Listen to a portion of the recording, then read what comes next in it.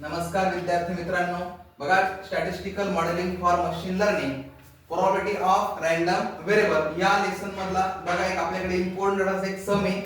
Late x be the continuous random variable with PDF given by x tend to 1 बघा x minus 49 upon 2 x less than 49 49 less than equal x less than equal 57 आणि इथे बघा x greater than 52 हे अशा आपल्याला त्यांनी limit दिलेली आहे.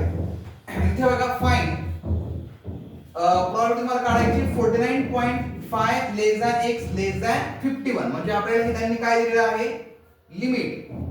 बघा हे लोअर लिमिट आणि हे अप्पर लिमिट. बघा इथे स्मॉलर नंबर आहे तो लोअर लिमिटला घ्या आणि ग्रेटर नंबर वरती घ्या. बघा example x minus 49 upon 2 into dx आपण यांचा इंटिग्रेशन काढू. बघा डिवाइडचा 2 जो आहे तो आपण इथे बाहेर घेऊ. Lower limit 49.5 upper limit 51. बघा इथे x minus 49 into dx. बघा नेक्स्ट स्टेप 1/2. बघा आता आपल्याला काय करायचं यांचं इंटिग्रेशन काढायचंय. इंटिग्रेशन मध्ये लक्षात घ्या x आहे x चा इंटिग्रेशन वरती पॉवर काहीच नाही म्हणजे 1 x चा इंटिग्रेशन काय असतो लक्षात घ्या x रेज टू n चा integration of x raise to n म्हणजे x raise to n plus 1 upon n plus 1. तर बघा इथे पॉवर जे आहे ते आपल्याकडे 1 आहे म्हणजे x raise to n plus 1 upon n plus 1 त्याच्यानुसार ती आपली काय होईल त्याचं इंटिग्रेशन म्हणजे x स्क्वेअर बाय 2 म्हणजे या 1 मध्ये तो 1 आपण ऍड करतोय म्हणजे 1 प्लस 1 म्हणजे x square by 2 minus 49 into dx. 49 into dx चा इंटिग्रेशन आपल्याकडे निघणार आहे 49x म्हणजे dx चा जो इंटिग्रेशन आहे तो किती आहे इथे x. बघा अप्पर लोअर लिमिट 49.5 आणि अप्पर लिमिट 51. बघा नेक्स्ट बघा आपण स्टेप बाय स्टेप जातो. इथे आहे 1/2. आता अगोदर काय करा अप्पर लिमिट जे आहे पूर्ण टर्म मध्ये आपण अप्पर लिमिट टाकू मायनस करू आणि त्यानंतर मग आपण लोअर लिमिट टाकू. लक्षात घ्या इथे 51 बघा इथे अप्पर लिमिट टाका 51 चा स्क्वेअर अपॉन 2 मायनस 49 इंटू 51. बघा त्याच्यानंतर याला अप्पर लिमिट मायनस बघा हा ब्रॅकेट इथे कंप्लीट करून घ्या. हा अप्पर लिमिट मायनस आता आपण पुढे घेऊया लोअर लिमिट. लोअर लिमिट मध्ये बघा 49.5 बघा या टर्म मध्ये 49.5 चा square divide by 2 minus 49 bracket बघा इथे पुन्हा आपण x दिसतोय म्हणजे 49.5 ब्रॅकेट कंप्लीट आणि हा जो 1/2 आहे 1/2 हा यांना कसं आहे कॉमन. आलं लक्षात. बघा यानंतर आपण कसं केलं म्हणजे अगोदर या टर्म मध्ये अप्पर लिमिट केला मायनस या टर्म मध्ये आपण लोअर लिमिट पुट अप केला. आता यांचं कॅल्क्युलेशन करू. बघा 51 square divide by 2 minus 49 into 51. बघा याचा आन्सर आहे मायनस 1198.5 मायनस बघा इकडचा 49.5 square divide by 2 minus 49 into 49.5.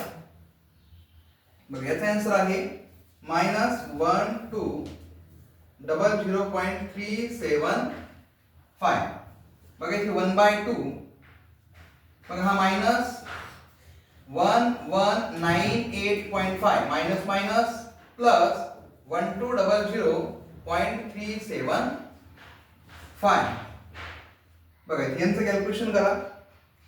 Minus 1198.5 plus 1200.375. बघा याचा आन्सर जो आहे 1.875 म्हणजे आपण बघा हा मायनस आणि हा प्लस यांचा आन्सर आले 1.875 875 त्याला डिवाइड बाय 2 आणि आन्सरला डिवाइड बाय 2 लावा. मग याचा आन्सर आपल्याकडे ते 0.9375. बघा अशा पद्धतीने आपण हे लिमिट पुटअप करून ही प्रोबॅबिलिटी आपण इथे फाइंड आउट केली. बघा यातला सेकंड एक्झाम्पल खूप इझी एक्झाम्पल आहे. आपल्याला प्रत्येक इव्हेंटची इथं प्रोबॅबिलिटी आपल्याला देऊन ठेवलेली. लक्षात ठेवा P of A is equal to 1/2 आहे, P of B is equal to 1/2, P of A and B हा 1/3. म्हणजे इंटरसेक्शन याचा अर्थ दोघांमधले जे काही इव्हेंट्स असतील A मध्ये पण आहे B मध्ये पण आहे त्याची व्हॅल्यू आपल्याला दिली 1/3 आणि आपल्याला फाइंड आउट करायचं आहे P ऑफ A और B म्हणजे युनियन. तर लक्षात घ्या आपल्याकडे एक फॉर्म्युला आहे बघा P ऑफ A और B is equal to P of A plus P of B minus P of A and B. बघा असं आपल्याकडे एक फॉर्म्युला आहे. आता फॉर्म्युल्यामध्ये आपण व्हॅल्यू पुटअप करू. P ऑफ A और B तर आपल्याला बघा फाइंड आउट करायचं आहे P ऑफ A और B इज इक्वल टू बघा P ऑफ A ची value 1/2 plus P of B 1/2 minus P of A and B 1/3. बघा आता समजा बेस जर सेम जर असता तर आपण हा फक्त वन टाइम मध्येच लिहिला असता. इथे लक्षात घ्या या दोघांचा बेस सेम आहे आणि थर्ड व्हॅल्यू आहे त्याचा बेस आहे आपल्याकडे 3. तर अगोदर आपण काय करू बघा या दोघांना इथे आपण सॉल्व्ह करून घेऊ. बघा इथे बेस तुम्हाला सेम दिसतोय म्हणून तो बेस इथे एकदाच घ्या. त्यानंतर बघा 1 + 1 पुढे लक्षात घ्या -1/3 ॲज इट इज.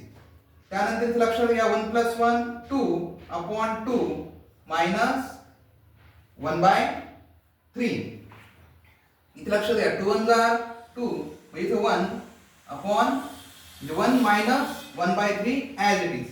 बघा इकडे नेक्स्ट स्टेप 3 * 3 3 - 1 बघा 3 * 3 -1/3. इथे लक्षात घ्या 3 - 1 2/3. म्हणजे अशा पद्धतीने आपण P ऑफ A और B ची व्हॅल्यू काय फाइंड आउट केली 2/3. इतका इझी सम आहे. बघा थर्ड एक्झाम्पल. आता याच्या अगोदरच्या एक्झाम्पल मध्ये आपण बघितलं होतं P ऑफ A आपल्याला दिलेला होता, P ऑफ B दिलेला होता आणि P of A and B म्हणजे इंटरसेक्शन दिलेला होता. आता याच्यामध्ये बघा फक्त P ऑफ A आणि P ऑफ B हे दोनच टर्म आपल्याला दिलेले आहे आणि आपल्याला P ऑफ A और B हा इथे फाइंड आउट करायचा आहे. तर लक्षात घ्या तर याच्यामध्ये आपल्याकडे काय म्युच्युअली एक्सक्लुझिव्ह एक थेरम आहे. ती थेरम फक्त आपण तिथं यूज करणार आहे. म्हणजे लक्षात घ्या म्हणजे mutually exclusive events by using mutually exclusive event. म्हणजे बघा आणि याच्या अगोदर सम जो होता तो नॉन म्युच्युअली एक्सक्लुसिव्ह इव्हेंटचा तो सम होता म्हणून त्याच्यामध्ये P of A P of B P of A intersection P of B होता. आता हे लक्षात घ्या तुम्हाला P ऑफ A आणि P ऑफ B दिलेला आहे. तर P ऑफ A और B आपल्याला फाइंड आउट करायचा आहे.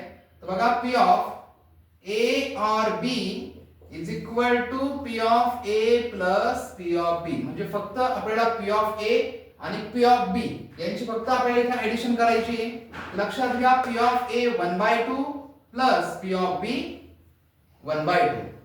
बघा इथे बेस सेम आहे तो एकदाच घ्या 1 + 1 बघा इथे 1 + 1 2/2 म्हणजे 2 * 2 म्हणजे आपल्याकडे P of A union B म्हणजे P ऑफ A और B किती फाइंड आउट झाला 1. म्हणजे अशा पद्धतीने हे सोपे एक्झाम्पल असतात. फक्त व्यवस्थित करून जा 2-2 मार्क आपल्याला इथे मिळतील.